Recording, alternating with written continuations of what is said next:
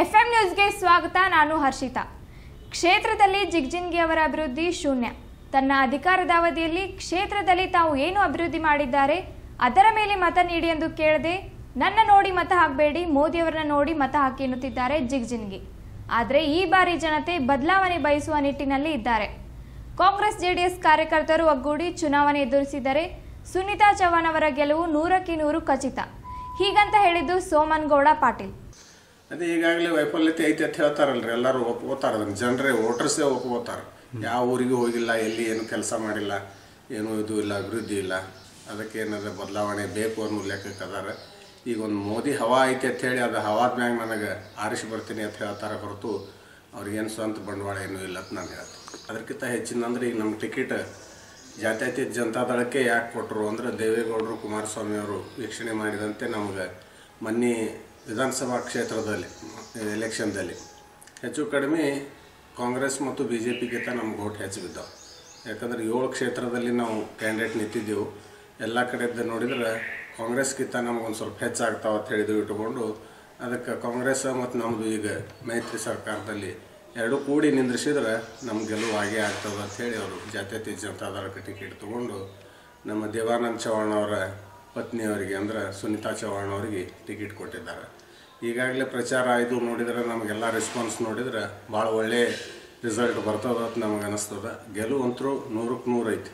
ಅದನ್ನು ನಮಗೆ ಹೆಚ್ಚಿಗೆ ಲೀಡ್ ಮಾಡುವುದು ಅಂತ ಒಂದು ಇದು ಐತಿ. ಯಾಕಂದರೆ 2 ಪಕ್ಷಗಳ ಕೂಡಿ ಮಾಡಾಕತ್ತೇವೆ ಅಂದಮ್ಯಾಗ ಅದ್ರಾಗ ಜಾಸ್ತಿ ನಾವು ಮಾಡಿ ತೋರಿಸ್ಬೇಕಾಗ್ಯದ ಅಂತ ನನಗೆ ಅನ್ನಿಸ್ತದೆ. ಈಗಾಗಲೇ 8 ಕ್ಷೇತ್ರದಿಂದ 8 16 ವಿಧಾನಸಭಾ ಒಂದು ಕ್ಯಾಂಡಿಡೇಟ್ಗಳು ನಾವು ಅದೇವು. ಎಲ್ಲರೂ 16 ಮಂದಿ ಕೂಡಿ ಒತ್ತು ಕೊಟ್ಟು ಮಾಡಿದರೆ 100ಕ್ಕೆ 100 ನಮ್ಗೆ ಜಯ ಐತಿ ಅಂತ ಹೇಳಿ ನನಗೆ ಅನಿಸ್ತದೆ. ಜಿಲ್ಲೆದ್ದು ನಮಗೆ ಏನಿದು ಹೇಳಿದ್ನಲ್ಲ 100ಕ್ಕೆ 100 ಗೆಲುವು ಐತಿ. ನಮಗೆ ಒಳ್ಳೆ ಕೆಲಸ ಮಾಡೋಂಥ ವ್ಯಕ್ತಿಗಳದಾರ.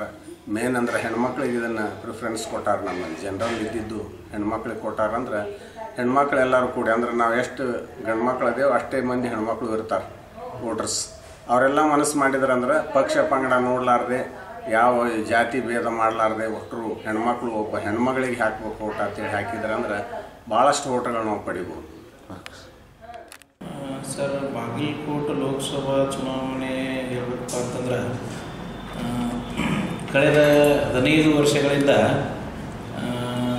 ಬಿ ಜೆ ಪಿ ಗದ್ದಿಗೌರನ್ನು ಆಯ್ಕೆ ಮಾಡಿ ಜನ ತಂದಿದ್ದಾರೆ. ಈ ಸದ್ಯ ಜನ ಹೊಸದನ್ನು ಬಯಸ್ತಾರಂತ ನನಗೆ ಅನಿಸಿತ್ತು. ಸರ್, ಹೊಸದನ್ನು ಜನ ಬಯಸ್ತಾರನ್ನ ಅಲ್ಲ 15 ವರ್ಷಗಳಿಂದ ಕ್ಷೇತ್ರಕ್ಕೆ ಗದ್ದೆಗೌಡರ ಕಾರ್ಯಗಳ ಬಗ್ಗೆ ಏನು ಹೇಳ್ತಿರ್ತಾವೆ? ಗದ್ದೆಗೌಡರು ಅಷ್ಟೊಂದು ಹೇಳ್ಕೊಳ್ಳೋಂಥ ಅಭಿವೃದ್ಧಿ ಕೆಲಸ ಮಾಡಿಲ್ಲ ಅಂತ ನನಗೆ ಅನಿಸಿದ್ರಿ.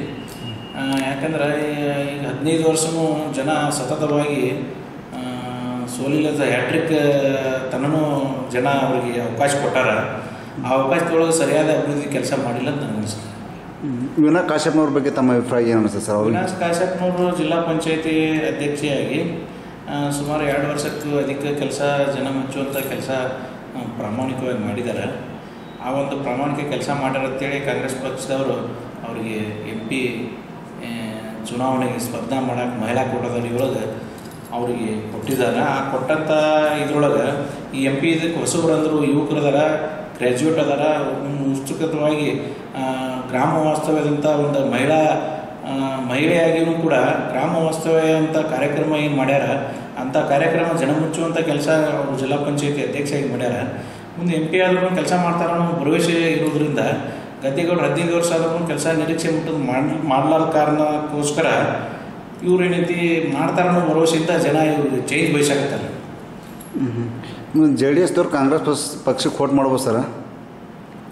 JDS ನಾವು ಸಂಪೂರ್ಣ ಸಪೋರ್ಟ್ ಕಾಂಗ್ರೆಸ್ ಮಾಡೇ ಮಾಡ್ತಾರೆ. ಏನು ಭಿನ್ನ ಅಭಿಪ್ರಾಯ ಇಲ್ಲ ಸರ್ ಟಿಕೆಟ್? ಇಲ್ಲಿ ನಮ್ಮ ಲೋಕಲ್ ಒಳಗಂತೂ ಏನು ಯಾವುದೇ ಥರದ ಭಿನ್ನಾಭಿಪ್ರಾಯ ಇಲ್ಲ. ಕೆಲವೊಂದು ಕಡೆ ಇರ್ಬೋದು ಬೇರೆ ಜಿಲ್ಲಾದಾಗ.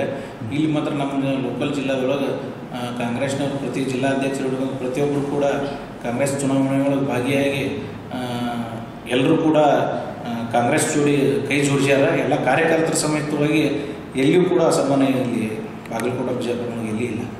ವಿನಾಯಕ್ ಕಾಶ್ಯಪ್ನವ್ರದ್ದು ಕುಟುಂಬ ರಾಜಕಾರಣ ತಿಳಿರತ್ತ ಆರೋಪ ಆಗ್ತಾ ಇದ್ದಾರೆ. ಕುಟುಂಬ ರಾಜಕಾರಣ ಯಾರು ಮಾಡಂಗಿಲ್ಲ, ಎಲ್ಲರೂ ಮಾಡ್ತಾರೆ. ಅದಕ್ಕೆ ಸಂಬಂಧ ಕುಟುಂಬ ರಾಜಕಾರಣ ಅಲ್ಲ ಅಂತ ಅದೇನು ಕುಟುಂಬ ರಾಜಕಾರಣ ಅಂತ ಕನ್ಸಿಡರ್ ಮಾಡೋಕ್ಕೆ ಸಾಧ್ಯನೇ ಇಲ್ಲ. ಇವತ್ತು ರಾಜ್ಯದೊಳಗೆ ತೋರಿ, ದೇಶದೊಳಗೆ ತೋರಿ, ಎಲ್ಲರೂ ಕೂಡ ಇವತ್ತು ಪ್ರತಿಯೊಬ್ಬರು ಕಾಂಗ್ರೆಸ್ ಇರ್ಬೋದು ಬಿ ಜೆ ಪಿ ಇರ್ಬೋದು ಎಲ್ಲರೂ ಕೂಡ ಕುಟುಂಬ ರಾಜಕಾರಣ ಕಾಮನ್ ಸರ್ವೇ ಸಾಮಾನ್ಯರು ಅವರಿಗೆ ಅರ್ಥ ಯಾಕೆ ನೋಡ್ರಿ. ಈ ಜಿಲ್ಲೆ ಒಳಗೆ ಮಾಜಿ CM ಸಿದ್ದರಾಮಯ್ಯ ಅವರ ಪ್ರಾಬಲ್ಯ ಏನಾರ ನಡಿಬೋದು ಸರ್? ನಡೀತೈತಲ್ರಿ, ಖಂಡಿತವಾಗೂ ಸಿದ್ದರಾಮಯ್ಯನ ಪ್ರಾಬಲ್ಯ ಐತಿ. ಅವ್ರ ಒಂದು ಪ್ರಾಬಲ್ಯ ಹೊಸ ಕ್ಯಾಂಡಿಡೇಟ್ ವಿನಾ ಕಾಶ್ಯಪ್ನವ್ರ ಯುವಕರು ಇರೋದರಿಂದ ಮಹಿಳಾ ಇದರೊಳಗೆ ಹೆಚ್ಚಿನ ಒತ್ತು ಕೊಡೋದ್ರಿಂದ ಮಹಿಳೆಯಾಗಿಯೂ ಕೂಡ ಒಂದು ಅಭಿವೃದ್ಧಿ ಕೆಲಸ ಮಾಡ್ತಾರೆ ಅನ್ನುವಂತಕ್ಕಂಥ ನಿರೀಕ್ಷೆ ಒಳಗೆ ಎಲ್ಲ ಜನರು ಕೂಡ ಅವ್ರಿಗೆ ಸಪೋರ್ಟ್ ಮಾಡ್ತಾರೆ. ಇಲ್ಲ ಕ್ಷೇತ್ರ ಒಳಗೆ ಮೋದಿಯಲ್ಲೇ ಐತೆ ಸರ್? ಮೋದಿಯಲ್ಲೇ ಹೋದ ಸಲ ಇತ್ತು, ಈ ಸಲ ಅಂತೂ ಅಷ್ಟಕ್ಕಷ್ಟ ಮೋದಿಯಲ್ಲೇ ಈ ಸಲ ಇಲ್ಲಿ ವರ್ಕೌಟ್ ಆಗಲ್ಲ. ಈಗ ಮೋದಿಗೆ ಅವಕಾಶ ಆದಂಥ ಜನ ಹೋದ ಸಲ 2014 ಚುನಾವಣೆಗೂ ಸಂಪೂರ್ಣವಾಗಿ ಮೋದಿಯಲ್ಲಿ ಇತ್ತು. ದೇಶದ ತುಂಬ ಅವ್ರಿಗೊಂದು ಸಲ ಅವಕಾಶ ಕೊಟ್ಟು ನೋಡಿದ್ದಾರೆ. ಆ ಅವಕಾಶ ಕೊಟ್ಟಂಥ ಇದರೊಳಗೆ ಮೋದಿಯವರು ಸಂಪೂರ್ಣವಾಗಿ ಸುಮಾರು ವಿರೋಧ ಪಕ್ಷಕ್ಕೆ ನಮ್ಮ ಕಾಂಗ್ರೆಸ್ನವ್ರು ವಿರೋಧ ಪಕ್ಷ ಸ್ಥಾನ ಇರಲಾರ್ದಂಥ ಮಟ್ಟಕ್ಕೂ ಕೂಡ ಮೋದಿಯವರಿಗೆ ಜನ ಅವಕಾಶ ಕೊಟ್ಟಾರ. ಆ ಅವಕಾಶ ಕೊಟ್ಟಂಥ ಅವಕಾಶವನ್ನು ಅವರು ಸರಿಯಾಗಿ ಕೆಲಸ ಮಾಡಲಾರ ಕಾರಣಕ್ಕೆ ಈ ಸಲ ಮೋದಿಯವರಲ್ಲಿ ಇಲ್ಲ.